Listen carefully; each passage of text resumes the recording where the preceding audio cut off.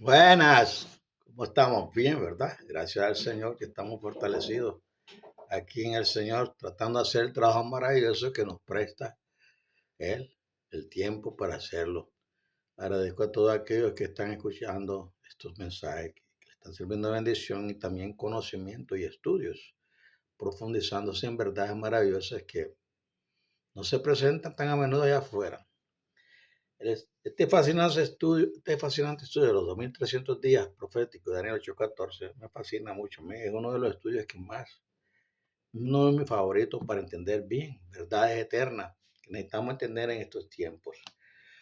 Ya hemos dado la primera parte, prosigo ahora con la segunda parte. Voy a hablar de las reglas apocalípticas, reglas selladas, de la segunda parte. Daniel 12:4 dice, pero tú, Daniel, cierra y sella las palabras del libro hasta el tiempo del fin. Muchos irán de aquí para allá para aumentar el conocimiento. Daniel 12:4. Pregunta, ¿qué se encerró en el libro de Daniel? ¿Fueron las historias de fe relacionadas con Daniel y sus tres compañeros? No, porque estas lecciones de fe se entienden fácilmente. Mi pregunta, ¿estaba sellado el significado de las visiones? No, porque las visiones se han entendido más o menos desde hace cientos de años. Pregunta, ¿qué fue entonces lo que quedó sellado hasta el tiempo señalado del fin? Creo que era el esquema, arquitectura o estructura de la profecía apocalíptica. Pregunta, ¿por qué es tan importante el conocimiento de la arquitectura profética para interpretar la profecía? Respuesta, la comprensión de la arquitectura de la profecía apocalíptica permite que la Biblia se interprete a sí mismo y libera a la profecía de puntos de vista individuales o tradicionales. En lugar de confiar en un experto para que interprete las profecías, una persona común puede examinar las escrituras y llegar a su significado deseado observando las reglas de la arquitectura. Pregunta, ¿por qué selló Daniel y no el Apocalipsis? Respuesta, la mayor parte del cumplimiento de Daniel se encuentra en el pasado. Por lo tanto, la generación final puede probar y demostrar su comprensión de la arquitectura con la historia registrada. Por otra parte, el Apocalipsis sigue siendo un misterio hasta que se revela Daniel.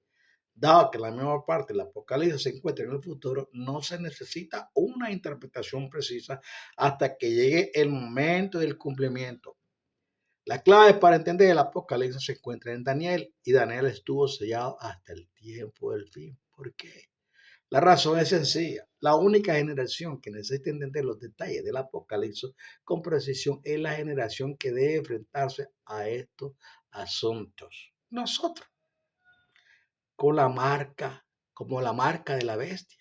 ¿Ha llegado esa generación? Sí, creo que sí. Y creo que el desbloque ocurrió quizás tan temprano como el equinoccio de primavera de 1994, al final de los 70 ciclos del jubileo.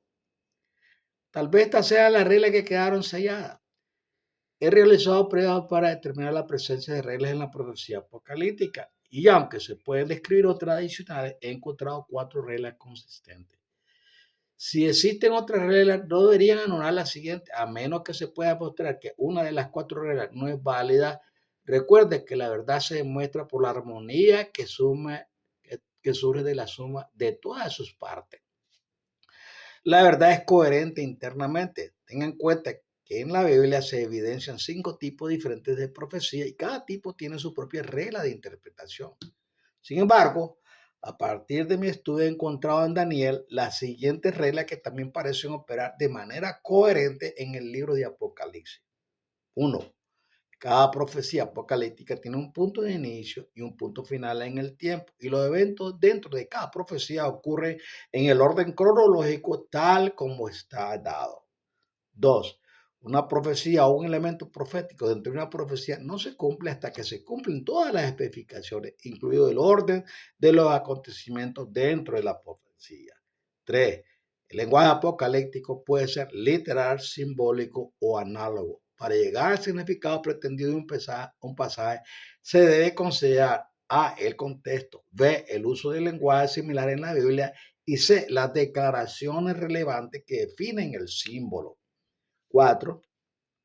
La presencia o ausencia del calendario jubilar determina si el Eterno considera el tiempo como literal o como un día de un año.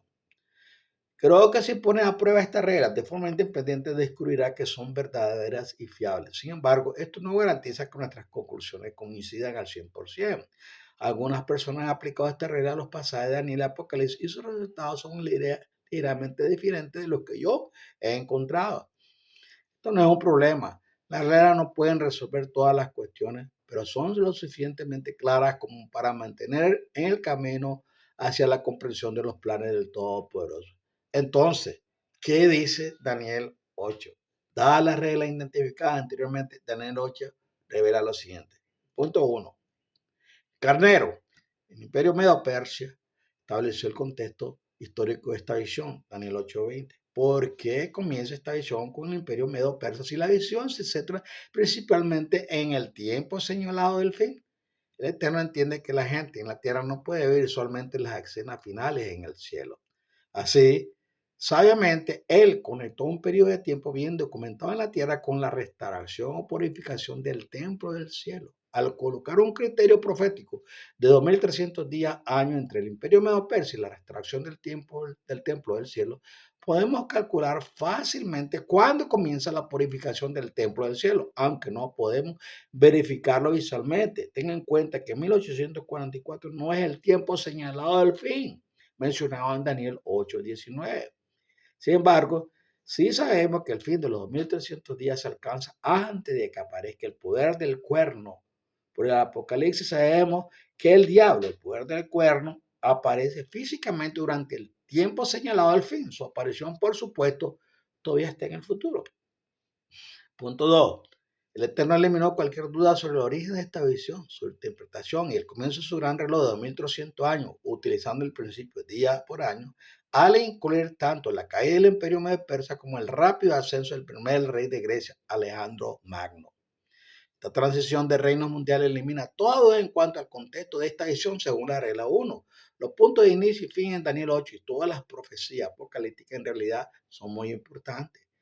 La subsiguiente división del imperio de Alejandro hacia los cuatro vientos se vuelve muy significativo cuando preguntamos por qué la visión en Daniel 8 no incluye la aparición de otra bestia para conquistar a Grecia. De Daniel 7 y Daniel 2 sabemos que otro reino sigue al leopardo de Grecia. Entonces, ¿por qué esta visión termina sin la derrota de Grecia? Sencillamente, el carnero y el macho cabrío sirven únicamente para fijar el momento del origen de esta visión. Una vez establecido esto, no tiene sentido rastrear los acontecimientos políticos desde las naciones futuras cuando otras visiones de Daniel lo hacen claramente. Punto 3. El poder del cuerno que sube de los cuatro vientos es significativo. Daniel 8:9 dice, de uno de ellos salió otro cuerno que al principio era pequeño, pero crecía en poder hacia el sur, hacia el oriente y hacia la tierra gloriosa. El pronombre ellos es problemático. ¿Se aplica el pronombre ellos a los cuatro vientos o a los cuatro cuernos? Obviamente, cualquiera de las dos opciones afectará seriamente la conclusión. Scofield asumió que el pronombre ellos se aplicaba a los cuatro cuernos. Por lo tanto, tuvo que encontrar una entidad poderosa establecida a partir de un segmento que dividía el imperio griego. Por eso Scofield utiliza a Antíoco Epífanes IV, un descendiente de los reyes Seleucidas, para apoyar su posición. Seleuco fue uno de los cuatro generales de Alejandro que obtuvieron el dominio sobre una parte del imperio dividido. Los primeros adventistas tenían una visión diferente. Ellos creían que el pronombre ellos se refería a los cuatro vientos. Creen que esto aprueba que el poder del acuerdo en Daniel 8 es el papado, porque Daniel 8:23 dice, al final de su reinado, cuando los rebeldes se hayan vuelto completamente malvados, se levantará un rey de rostro severo, maestro de intriga. Hoy, los adventistas afirman que este versículo acompañante y su pronombre sus se refieren a los últimos días o divisiones del imperio de Alejandro. Su comentario bíblico adventista, volumen 4, página 845, afirma que el poder del cuerno se identifica tanto con la Roma pagana como con la papal. Su suposición se basa en el hecho de que la Roma pagana y finalmente papal provenía del imperio macedonio. Ambas posiciones plantean problemas insuperables. En resumen, Scofield intenta resolver sus problemas desconectando el poder del cuerno en el versículo 9 del rey de rostro severo en el versículo 23, afirma que no son la misma entidad. Sin embargo, su afirmación no está respaldada por el contexto, ya que el contexto indica que son la misma identidad. Si no son la misma identidad, entonces no hay suficientes datos sobre el poder del cuerno y el rey que entiende oraciones oscuras, rey de rostro severo, para determinar con precisión quiénes son. Que los adventistas concluyen correctamente que el poder del cuerno y el rey de rostro severo son la misma entidad, erróneamente afirman que el poder del cuerno en Daniel 8 representa a la Roma pagana y luego a la Roma papal. Esta afirmación tampoco puede ser apoyada por el contexto o la historia. Los adventistas justifican esta afirmación para que puedan utilizar en última instancia este símbolo con el cuerno pequeño de Daniel 7. Este paralelo es imposible, ya que el poder del cuerno pequeño de Daniel 7 no entró en existencia hasta la última parte del imperio griego.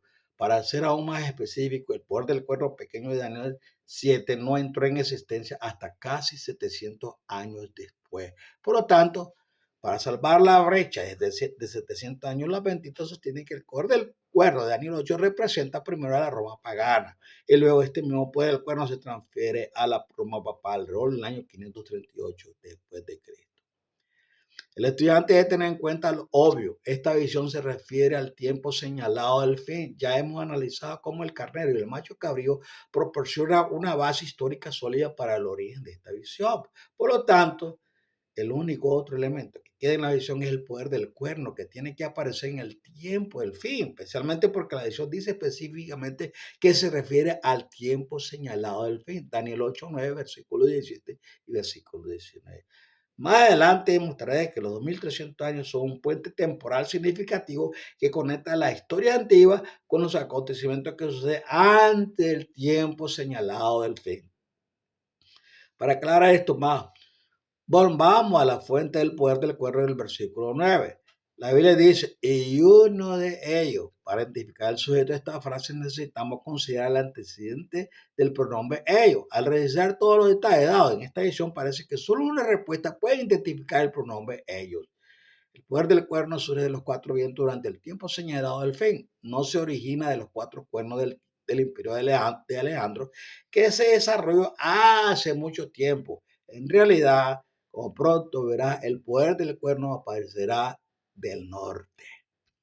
Punto 4.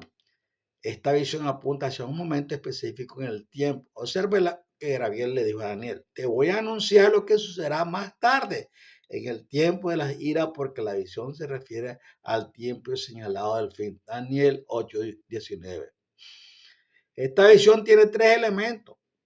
Los dos reinos de Medo, Persia y Grecia son un asunto de registro histórico. Puesto que el poder del cuerno es el tercer elemento, tiene sentido que el poder del cuerno sea la parte de la visión que ocurre en el tiempo señalado del fin. Scofield reconoció este problema textual y trató de resolverlo desconectando la identidad del poder del cuerno en el versículo 9 del rey de rostro severo en el versículo 23. Desde un punto de vista exegético, esto es inaceptable. La visión en Daniel 8 se centra en tres actores principales: el carnero, el macho cabrío y el poder del cuerno. El comentario que ofrece Gabriel se limita al carnero, el macho cabrío y el poder del cuerno. Agregar otra entidad es totalmente inaceptable. Mire, también reconoció este problema y lo resolvió al imponer la identidad del poder del cuerno de Daniel 7, el papado, sobre el poder del cuerno de Daniel 8. Recuerda la regla de repetición y ampliación que Miller siguió, ya que Miller pensaba que el fin de los tiempos concluiría en el año 1844. Pensó lógicamente que la caída del papado en 1798 era el cumplimiento de la destrucción del poder del cuerno. Cuando llegó y pasó el año 1844, los primeros adventistas modificaron ligeramente la posición de Miller al permitir un papado sanado restaurado durante el tiempo del fin. Un punto a su favor, han llegado a la conclusión correcta de que el papado volvería a una posición de influencia y poder mundial. La visión de Daniel 8, sin embargo, no se ocupa del papado ni antes ni después de 1798. Observe los detalles que él da con respecto al poder del cuerno, Daniel 8:25. Se pondrá en pie contra el príncipe de los príncipes, sin embargo será destruido, aunque no por el poder humano. Esta pista no se puede pasar por alto. El poder del cuerno será destruido, pero no por el poder humano. En otras palabras, este cuerno no puede ser destruido ni matado por seres humanos. Apocalipsis 17:8, capítulo 19, versículos 20 y 21. Jesucristo, el príncipe de los príncipes, tiene que destruir este poder del cuerno cuando aparezca en las nubes del cielo. Entonces, ¿quién es este poder del cuerno que aparece de los cuatro vientos en el tiempo señalado? Además, estará vivo en la segunda venida, aunque Apocalipsis 3 predice que el papado, la cabeza herida, será sanada durante la gran tribulación. Las especificaciones dadas acerca del cuerno en Daniel no indican que este poder sea un mortal común y corriente como el Papa. Este poder del cuerno será un gran rey, una figura de hombre, Dios, que no es otro que el diablo, Satanás, esa serpiente antigua. Se disfrazará físicamente ante la gente de toda la tierra como el Todopoderoso y rápidamente establecerá un reino visible. Aquí a Satanás se le concederá control temporal sobre el mundo durante el tiempo señalado al fin y se le permitirá realizar grandes milagros para engañar. Todo poderoso le da al hombre de pecado, el diablo, este poder, como se indica en 2 Tesalonicenses 2, versículos 11 y 12. Y nuevamente en Apocalipsis 13, 15. El Eterno le da a la bestia semejante a un cordero, el mismo diablo, este poder para obrar milagros. La Biblia incluso describe cómo el diablo hará descender fuego del cielo para probar su presunta divinidad e engañar al mundo. Apocalipsis capítulo 3, versículo 13. Punto 5.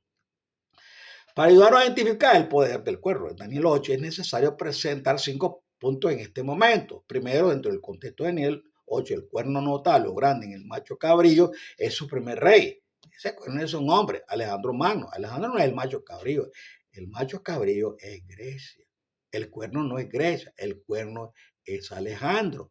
Este es el punto. Un cuerno puede representar a un hombre, una nación o incluso una organización poderosa. Por ejemplo, en Daniel 7, los 10 cuernos representaban 10 reinos y el cuerno pequeño representa un reino poderoso a diferencia de los otros 10 reinos.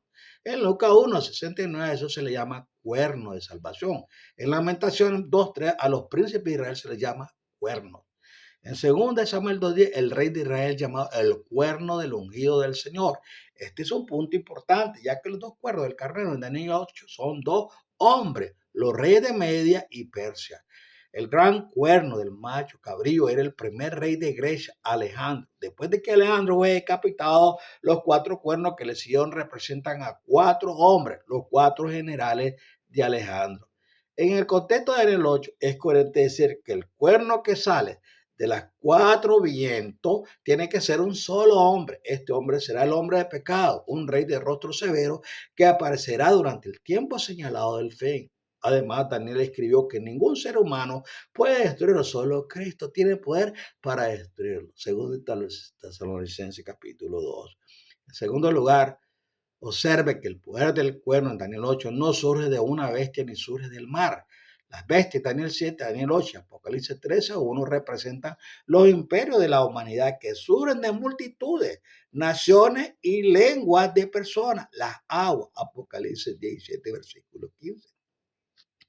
Los 10 cuernos de Daniel 7 surgen de la cuarta bestia y representan los 10 reinos que dividen el imperio romano. Por lo tanto, los 10 cuernos tienen sus raíces en la cuarta bestia. De la misma manera, los cuernos, reyes del carnero y del macho cabrío, tienen sus raíces en sus respectivos imperios. Tenga en cuenta que el poder del cuerno en Daniel 8 no surge de una bestia, simplemente surge de uno de los 4 vientos y crece en fuerza. Esto es paralelo al surgimiento de la bestia parecida a un cordero en Apocalipsis 13, versículo 11. Se puede hacer otra observación importante con respecto al origen de este cuerno. Observa que crece del norte. Cuando Daniel recibió la visión registrada en Daniel 8, estaba en Susa. La descripción de la aparición del poder del cuerno no ayuda a localizar su origen. Observe lo que dice Daniel capítulo 8, versículo 9. De uno de ellos, 4 vientos, salió otro cuerno que comenzó siendo pequeño, pero creció en poder hacia el sur y hacia el oriente y hacia la tierra hermosa. Si el cuerno se está moviendo hacia el sur, el este y hacia la hermosa tierra de Israel, al oeste de la ubicación de Daniel, entonces este cuerno tiene que estar saliendo del norte. ¿Por qué es importante esto? Porque Daniel 11:36 a Satanás se le da el título del rey del norte durante el tiempo señalado del fin. Para los antiguos, la dirección del norte era la fuente del máximo poder y la destrucción total. Además, el rey del norte era considerado un rey soberano. Consideremos lo siguiente. 1. El Eterno castigó a Israel enviando a Nabucodonosor para que hiciera la guerra contra ellos y los tomara cautivos. Desde la ubicación de Israel, la dirección del avance de Nabucodonosor era desde el norte. Jeremías 11, 1, 13, 14, capítulo 4, 6, capítulo 6, 1, capítulo 6, 22. 2. El Eterno castigó a Egipto enviando ejércitos desde el norte. Jeremías 46, versículo 20 al 24. 3. El Eterno castigó a los filisteos enviando ejércitos desde el norte. Jeremías 47, versículo 1 al 4. El Eterno castigó 4 a Babilonia enviando ejércitos desde el norte. Jeremías 50, versículos 2 y 3. Capítulo 51, versículo 48. 5. Ezequiel vio la gloria del Todopoderoso que venía del norte. Ezequiel 1, 4. 6. Eliú habló acerca de la gloria del Todopoderoso que irradiaba desde el norte. Job 37, versículo 22. 7. La mesa de los panes de la proposición que representaba el trono del Todopoderoso estaba ubicada en el lado norte del templo. Éxodo 26, 35. Esta ubicación también se conoce como los lados del norte. Isaías 14, versículo 13, Salmo 48, 2. Si tomamos la palabra de Gabriel al pie de la letra, entonces el tiempo señalado del fin es también un tiempo de ira. Note lo que dice Gabriel: te voy a hacer saber a Daniel lo que sucederá después en el tiempo de la ira, porque la visión se refiere al tiempo señalado. Daniel 8, 9. ¿Cuándo es este tiempo de ira? Respuesta: es la gran tribulación. Cuando termina el tiempo de ira, Apocalipsis 15:1 dice: vi en el cielo otra señal grande y admirable, 7 ángeles con las 7 plagas postreras, porque en ellas se consuma la ira del Todopoderoso. La gran tribulación, tiempo de ira, solo ocurre durante el tiempo señalado del fin. El poder del cuerno del norte en Daniel 8 simplemente aparece de la nada durante el tiempo señalado del fin. Y recuerde, sus raíces no están en los reinos de los hombres. Daniel identifica además el poder del cuerno como un rey de rostro severo que hace lo que le place. Daniel 8:23. ¿Qué hará? Daniel 11:36 dice: el rey del norte hará lo que le plazca, se ensorbecerá y se engrandecerá sobre todos los dioses, y contra el Todopoderoso de los dioses dirá cosas inauditas. Tendrá éxito hasta que se cumpla el tiempo de la ira, porque es necesario que se cumpla lo que está determinado por el Todopoderoso. Ahora llegamos al tercer punto: ¿cómo cumple la aparición física de Satanás en el tiempo del fin? Las explicaciones en 8:10 dice: y el cuerno creció hasta alcanzar el ejército de los cielos y arrojar a la tierra algunas de las estrellas y las pisoteó. Cuando Satanás aparezca, se presentará ante las multitudes de la tierra. De esta manera crecerá rápidamente en popularidad por medio de los milagros que tiene el poder de hacer, y ganará la confianza de miles de millones de personas sufrientes. Les hará llegar a la conclusión de que Él es el Todopoderoso. Con asombrosos milagros, Satanás manipulará los sistemas religiosos y políticos de la tierra hasta que estén completamente bajo su dominio. Utilizando a personas malvadas como sus peones, llevará a cabo sus malvados planes y destruirá a muchos santos. Los líderes del mundo se unirán a él y usarán su poder sobre la gente para su beneficio. Apocalipsis 17:3. Qué plan más diabólico. Para apreciar el uso del lenguaje que hace Daniel en el versículo 10, debemos determinar quiénes son las huestes estelares que son arrojados y pisoteados. ¿Son los ángeles del cielo? No lo creo. Satanás no puede pisotear a los ángeles del cielo. De hecho, ellos lo pisotearon a él. Apocalipsis 12, versículos 7 al 9. La Biblia utiliza el término huestes estelares para identificar a los dioses falsos, inventados por la vanidad y la ignorancia de los hombres. Los antiguos, incluso la Israel apóstata, adoraban a todo tipo de dioses falsos que se creía que vivían entre los cielos estrellados. Dioses como Júpiter, Zeus, Thor, Venus, Ra y Marduk. Había una multitud de ellos. Observe los siguientes 4 textos. Primero, segundo Reyes 17, 16. Abandonaron todos los mandamientos del Señor, su Todopoderoso, y se hicieron 2 imágenes fundidas en forma de cerro y una imagen de acera. Se inclinaron ante todo el ejército de estrellas y adoraron a Baal, los israelitas. Segunda de Reyes 21:3. Segundo, reconstruyó los lugares altos que su padre Ezequías había destruido. También erigió altares a Baal e hizo un poste de acera, como lo había hecho acá. Rey de Israel se inclinó ante todos los ejércitos estelares y lo adoró un rey. 3, según de Reyes 23:4. Entonces el rey ordenó al sumo sacerdote Hilcías, a los sacerdotes según en rango y a los porteros que quitaron del templo del Señor todos los hechos por Baal y Acera y todos los ejércitos estelares, los quemó fuera de Jerusalén en los campos del valle de Cedrón y llevó la ceniza a Betel, tiempo de reforma. 4, según de Reyes 23:5, y eliminó a los sacerdotes paganos, porque lo habían, que los reyes de Judá habían designado para quemar incienso en los lugares altos de las ciudades de Judá y en los alrededores de Jerusalén, y quemaban incienso a Baal, al sol y a la luna, a las constelaciones y a todos los ejércitos estelares. Reforma. Estos versículos explican claramente quiénes son las huestes estelares. Son dioses paganos. Daniel dice que el cuerno, Satanás, creció hasta alcanzar la preeminencia con el ejército de los cielos. Esto significa que la influencia de Satanás crecerá por toda la tierra hasta que muchas personas de todas las religiones lo acepten como el Todopoderoso. El crecimiento y la aceptación de la influencia de Satanás también se presentan en Apocalipsis 13, versículo 11 al 14. La siguiente oración del versículo 10 dice que Satanás arrojará a la tierra a algunos de los dioses falsos y los posicionará. Esto significa que Satanás demostrará ser superior a los dioses falsos del hombre. Los bautistas, los católicos, los evangélicos, los musulmanes, los hindúes, los judíos, los adventistas, los budistas, los luteranos, los metodistas y los paganos tienen una visión diferente del Todopoderoso. Satanás demostrará mediante su gloriosa aparición y sus poderes, sus milagros y señales que los dioses de los hombres son impotentes y solo él merece respeto, obediencia y homenaje mundial, según Tesalonicenses 2, versículo 4 al 12, Apocalipsis 13, 8 al 9. Por supuesto, los santos sabrán de su engaño y adorarán al único todopoderoso. Cada religión de la tierra tiene su propia visión de su Dios. Así que en resumen, las huestes del cielo y las huestes terrenales que el diablo pisoteará son las formas en que Daniel describe a los muchos dioses falsos de los hombres.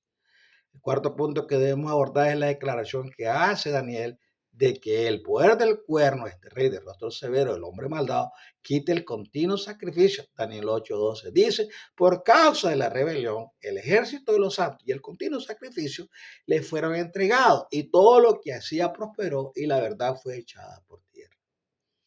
Tiempo de reforma. La palabra de sacrificio fue agregada por los traductores, no está incluida en el texto hebreo. De hecho, la palabra diario podría traducirse con precisión como regular o continuo. El regular, continuo, diario se refiere a la intercesión de nuestro sumo sacerdote en el cielo, Hebreos 7:25. Su intercesión continúa por los habitantes de la tierra, terminada debido a su rebelión. Debido a la rebelión mundial, Jesús terminará su ministerio en favor del hombre en el templo del cielo. Esta rebelión se describe en 2 Tesalonicenses capítulo 2. Así es como ocurrirá la rebelión.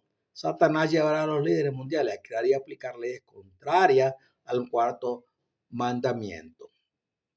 Satanás será pasar por el Todopoderoso y exigirá obediencia a su ley o sufrirá un castigo severo. El respeto a la ley del Todopoderoso y a la obra intercesora de Cristo en la corte celestial como intercesión del hombre se hará parecer una tontería, incluso contraria a la salvación ofrecida por el gobierno del anticristo.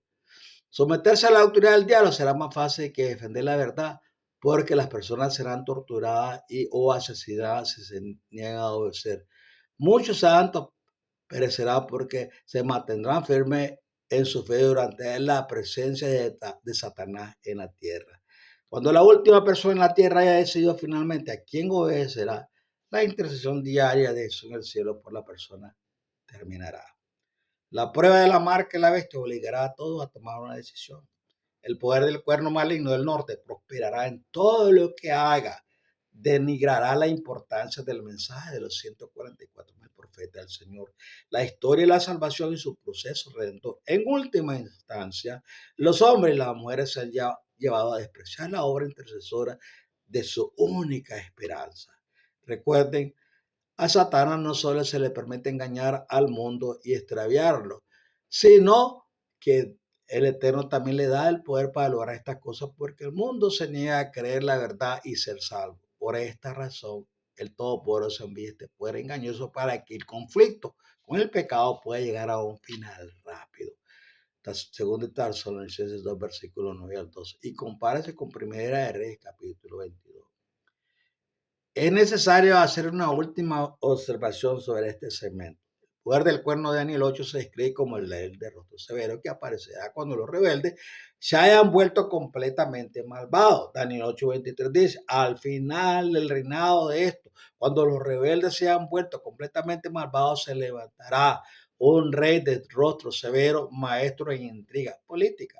Una vez más un pronombre está causando el problema. Si insiste en que el versículo 22 está estableciendo el antecedente del pronombre sus, entonces podría parecer que se está refiriendo a la última parte del reinado del general Alejandro. Sin embargo, considera esta paráfrasis. Cuando los rebeldes se hayan vuelto completamente malvados en la última parte de su reinado, surgirá un rey de rostro severo.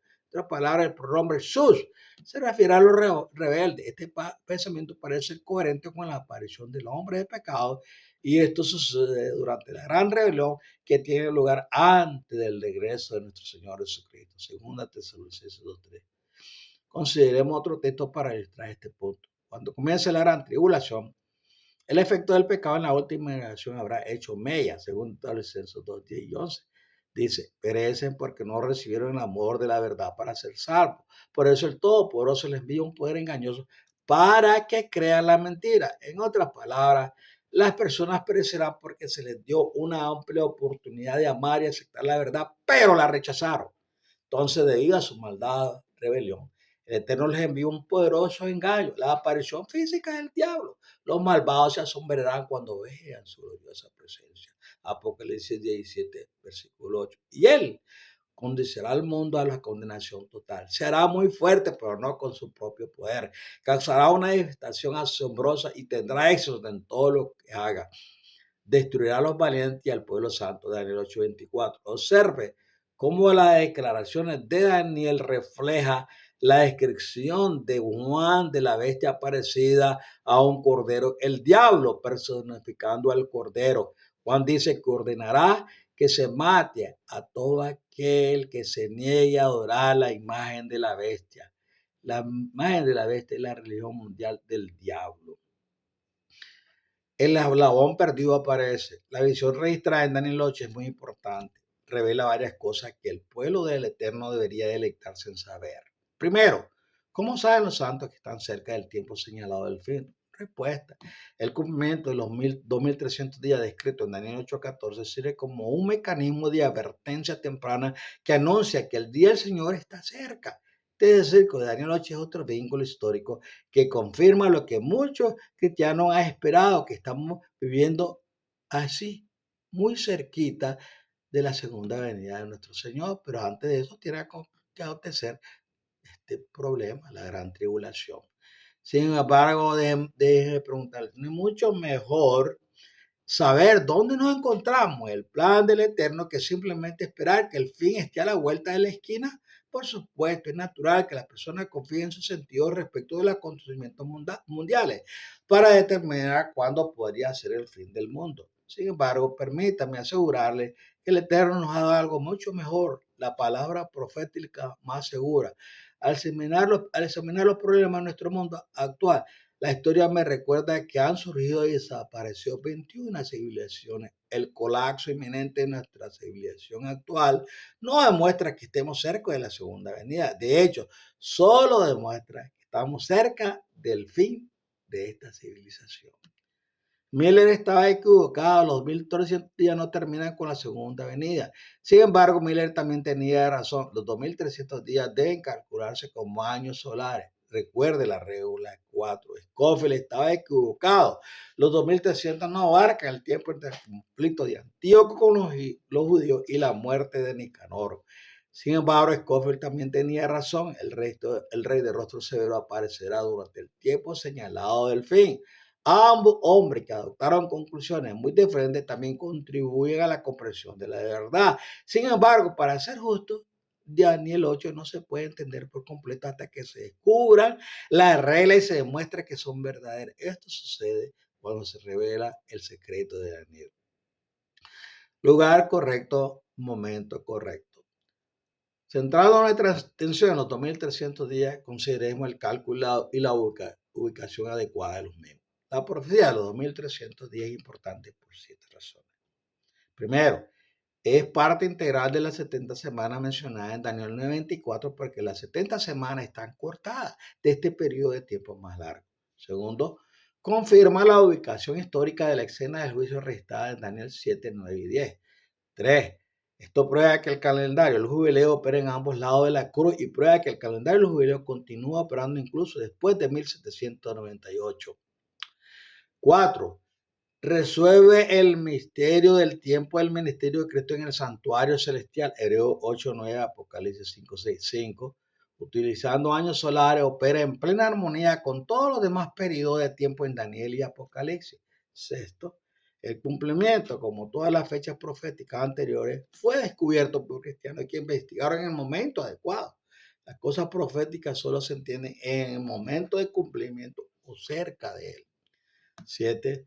Determina el momento del tercer sello, Apocalipsis 6:5. En consecuencia, proporciona otro hito histórico que indica nuestra posición cronológica dentro del plan de la salvación del Todopoderoso. Ahora examinaremos cada punto y consideraremos el impacto que tiene en el contenido de Daniel 8. Punto 1. Después de ver en visión el poder del carnero, el macho cabrillo y el cuerno, Daniel escuchó una conversación entre dos ángeles. A primera vista se podría pensar que esta conversación no tiene nada que ver con la visión. Sin embargo, lee el texto con atención. Las preguntas se incluyen aquí porque son parte integral del significado general de la visión. Un ángel le hizo a otro ángel una pregunta de 4 partes. Entonces hay un santo que habla y otro santo le dijo, ¿cuándo será el cumplimiento de la visión, del sacrificio continuo, de la rebelión desoladora, de la entrega del santuario y del ejército pisoteado? Daniel 8:3. 1.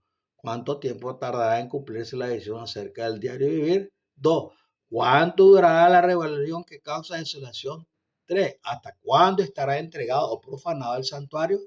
4. ¿O hasta cuándo será pisoteado el pueblo del Todopoderoso? Después de leer estos versículos de 1 al 12, muchas personas se han preguntado, ¿por qué se hacen repentinamente estas 4 preguntas en la visión? Dice, estas preguntas no tienen nada de ver con el poder del carnero, el macho cabrío del cuerno. Entonces, ¿por qué se mencionan aquí? El Eterno asocia estas 4 preguntas con esta visión porque identifica 4 cuestiones que están directamente relacionadas con esta visión. Por ejemplo, el poder del cuerno pisoteará al pueblo del Eterno durante 42 meses, durante el tiempo señalado del fin, Daniel 12:7, Apocalipsis 13:5. Además, una gran rebelión contra el Todopoderoso ocurrirá cuando el Evangelio sea presentado poderosamente ante el mundo durante la gran tribulación. Daniel 12:10, según el Tesalonicenses 2:3. Por último, esta visión no se cumple hasta que el pueblo del Todopoderoso sea finalmente conquistado. Daniel 12:7, Apocalipsis 13:7. Por lo tanto, desde las 4 preguntas proporcionan pistas sobre la obra del poder del cuerno durante el tiempo del fin. En segundo lugar, respondió al primero, el segundo ángel respondió diciendo, se necesitarán 2300 tardes y mañana, luego el santuario será consagrado de nuevo. Daniel 8:14. El segundo ángel no responde las 4 preguntas, más bien dirige nuestra atención a la tercera pregunta, porque este tema es importante en este contexto de 2300 tardes y mañana. En la versión Reina Daniel 8:14 se interpreta como 2300 días, aunque el término hebreo Erev Boger es singular, tarde y mañana. Las palabras traducidas por la nueva versión son más precisas. El periodo de tiempo dado es literalmente 2300 tardes, mañana. Ninguna de las traducciones es errónea, ya que 2300 Erev Boger en español tiene que estar en plural. Sin embargo, el sentido hebreo de Erev Boger es simplemente una unidad de tiempo o un día. En Jueces 19:26, según Samuel 13:4, la palabra Boger se usa simplemente para referirse a la mañana o al amanecer del día. La palabra hebrea Erev se usa en el Antiguo Testamento más de 40 veces y se refiere a la parte del atardecer del día. Segundo Génesis 1:5, un día consta de una tarde y una mañana, que Daniel 8:14 se refiere a 2300 días, es evidente, ya que el uso de Erev y Boger es el mismo en muchos textos. Entonces, ¿cómo se relaciona los 2300 días con esta visión? Los 2300 días son una unidad de tiempo específica que debe transcurrir entre la escena del carnero y el macho cabrío, los antiguos reinos de Medo, Persia y Grecia, y el poder del cuerno que aparece en el tiempo señalado del fin. Para ser más específico, los 2300 días definen un espacio prerequisito entre las dos bestias y el cuerno.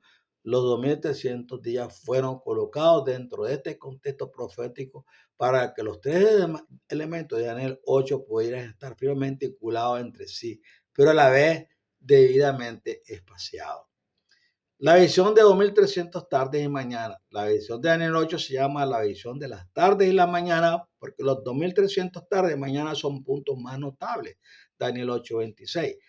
El propósito principal de esta visión a lo largo de los siglos ha sido las 2300 mañanas y tardes. Ninguna otra visión ofrece este detalle particular acerca de una obra que debe tener lugar en el templo del cielo antes de que Cristo regrese. En otras palabras, aunque esta visión se refiere a la aparición del poder del cuerno durante el tiempo señalado al fin, el tiempo señalado al fin solo puede ocurrir después de que expiren 2300 días. Para apreciar el contexto de esta visión necesitamos investigar algunos antecedentes sobre Israel en el momento en que se dio la visión. En el año 605 a.C., el Eterno había llegado al límite con la larga historia de rebelión de Israel y en consecuencia los envió al cautiverio babilónico.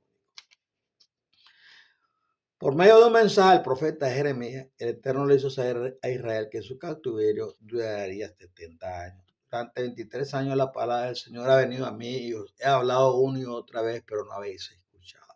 Por eso el Señor Todopoderoso dice esto: por cuanto no habéis escuchado mis palabras, convocaré a todos los pueblos del norte y mi siervo Nabucodonosor, rey de Babilonia, y los traeré con esta tierra y sus habitantes y contra todas las naciones de alrededor.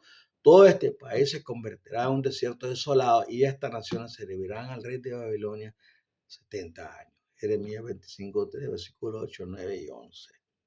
Cuando Daniel recibió su visión, 100 años después que se registra en Daniel 8, él sabía que Babilonia iba a caer. También sabía que los 70 años de cautiverio predichos por Jeremías estaban a punto de expirar.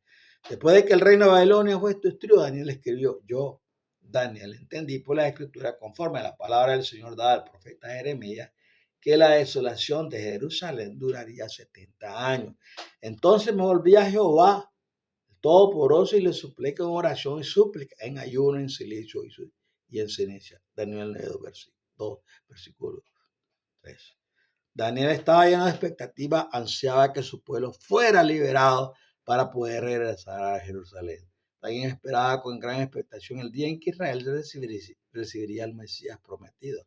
Como las palabras de Gabriel no se referían al destino de Israel en la visión de Daniel 8, Daniel ayunó y oró para tener una comprensión más completa de los planes del Todopoderoso. El tiempo del Todopoderoso no se puede apresurar. Unos 12 años después de la visión registrada en Daniel 8, Gabriel volvió a visitar a Daniel en nuestra era de gratificación instantánea. 12 años parece un tiempo muy largo. Daniel 9 registra tanto las buenas como las malas noticias que trajo Gabriel. Dios a menudo da una visión y luego permite que pase algún tiempo antes de que se analice y comprenda el significado de la visión. Por ejemplo, como se registra en Daniel 10, el Eterno le dio a Daniel una visión que se centraba en una gran guerra. 3 semanas después recibió el significado de la visión.